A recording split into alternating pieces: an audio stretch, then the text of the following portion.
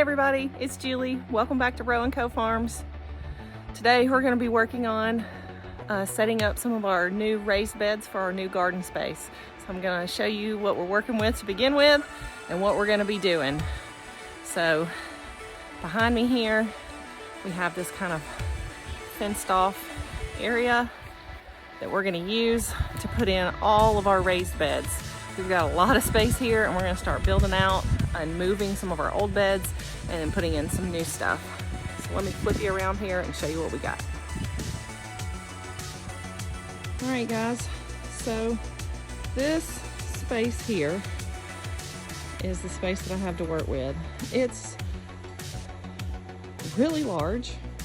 We've already got two, as you can see right down here on the end, these are two raised beds. One is 4 by 8 foot and one is like 4 by 14 feet or so. And we're gonna be putting in raised beds all along the edges here, all through the middle, all along the edges here, and all along this backside here. So pretty ambitious plans. I have a lot of plants we're gonna put in this year. I'm gonna set this up and let you guys see how it kind of transforms over the next week or two. So we started off this project by moving some raised beds that we already had established in another part of our property and moving them to this new section that we're going to establish this garden. So these beds were already built last year. We had already had the lumber and the metal available, and so we just moved these beds. They're not in the best shape. They're not made with treated lumber. We know that those aren't going to last forever, but we should still be able to get a few more years use out of them before we have to replace the wood.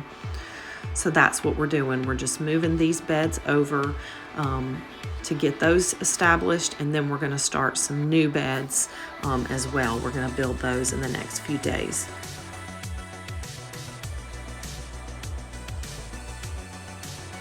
So here you're going to see me start to lay cardboard down in the bottom of the raised beds. The reason that we do this is it helps suppress the weeds and the grass that are underneath. We want to just prevent as much light as possible from reaching those weeds. Once we add more things on top, like some logs and some dirt, that'll suppress it even further, but we always put down cardboard first. So we always save all of our boxes that we get from any packages in the mail and anything that we buy at the store. And my husband also saves boxes from his job and brings them home. So we always have a nice collection of cardboard on hand for jobs like this.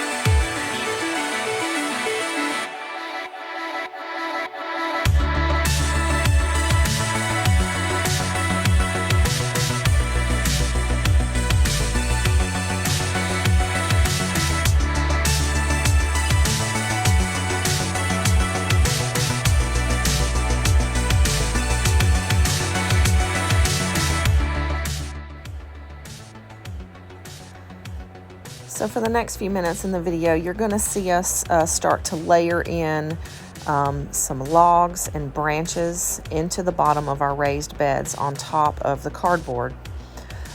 These logs and branches do a couple of different things for us. The first is that they absorb moisture, and so this will help keep moisture in the ground throughout the summer to help our plants stay hydrated. It's really, really hot in Georgia. We get up to the 90s and hundreds some days, and so we really want to keep as much moisture in the ground as possible. We collect all these branches just from the woods behind our house. There's lots and lots of downed trees, so we just pick up things that are already starting to rot, and that way they're going to be the most absorbent.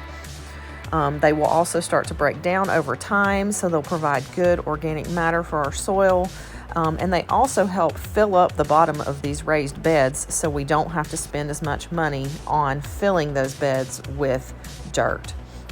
So the first layer is going to be these logs, and then the next layer will be a layer of leaves, just leaf mulch that we also got from in the woods behind our house. You could also use a layer of spent hay or pine straw in this layer to help you give a little bit more organic matter. Again, this is going to break down over time, and you'll be able to then just add another layer of dirt on top as it starts to settle.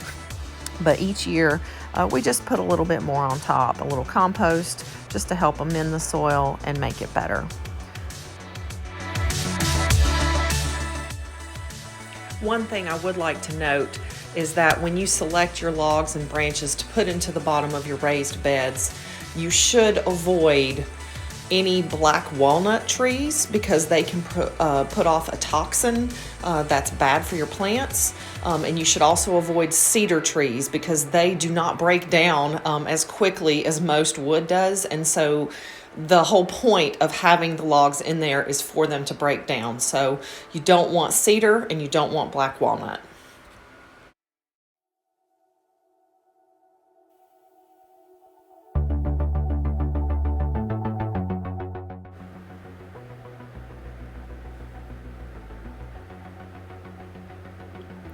So guys, this is my son deciding to be funny. He saw my camera set up when I wasn't around and wanted to film something funny for me, but I went ahead and included it in the video. Hopefully it'll embarrass him just a little bit, but it's hilarious and I like laughing at it every time I see it. So hopefully you will too.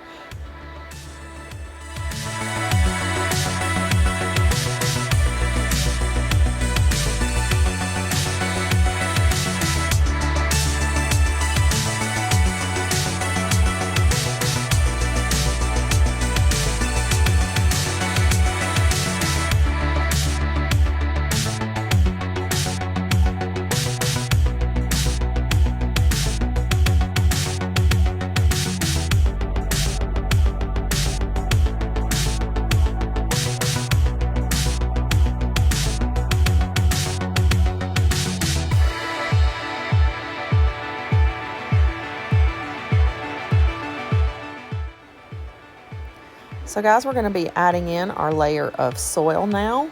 If you were going to be doing this layering method in your own raised bed, at this point you would want to put in a layer of compost.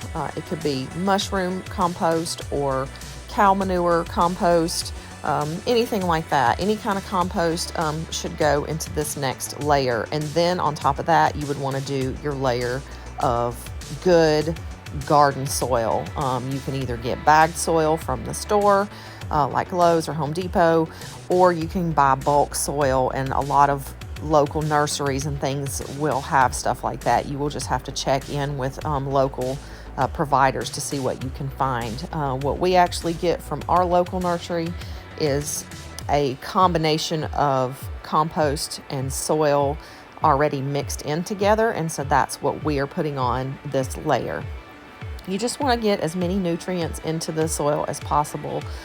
Your soil needs to be like a living thing. There needs to be things growing in the soil, living in the soil. You want earthworms and things like that because those are the things that show the health of your soil and make it better. You don't want to kill everything in the ground. You don't want to just poison it all because ultimately you want a diverse soil structure.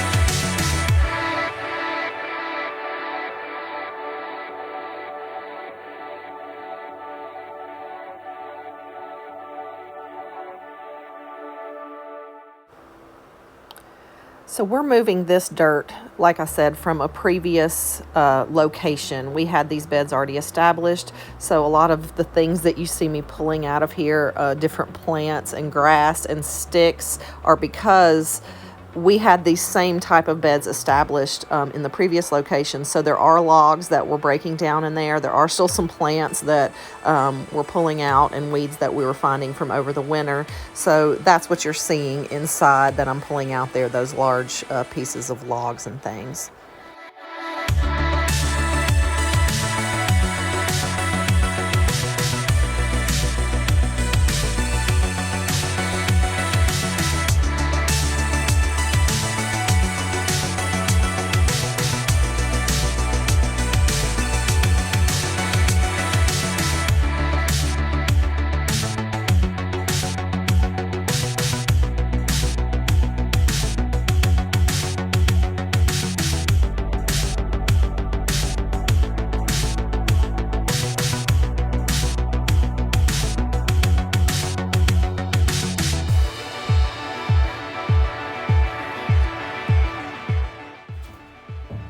So we're going to end this video here because we've run out of soil and I'm not going to be able to get any more until later this week. So the next video, we're going to be planting these beds with some of our spring crops, including some onions and potatoes. I'm going to be planting so many onions this year because I want to have enough for the whole year. So I've already planted about 400 onions and I'm going to be planting at least another 200 more. So those are going to go here, as well as some potatoes, a couple different varieties. Those will also be hopefully enough to last us for a year. So I look forward to seeing you guys in the next video. Thanks for coming along. If you like this content, please like and subscribe, and we'll see you soon. Bye.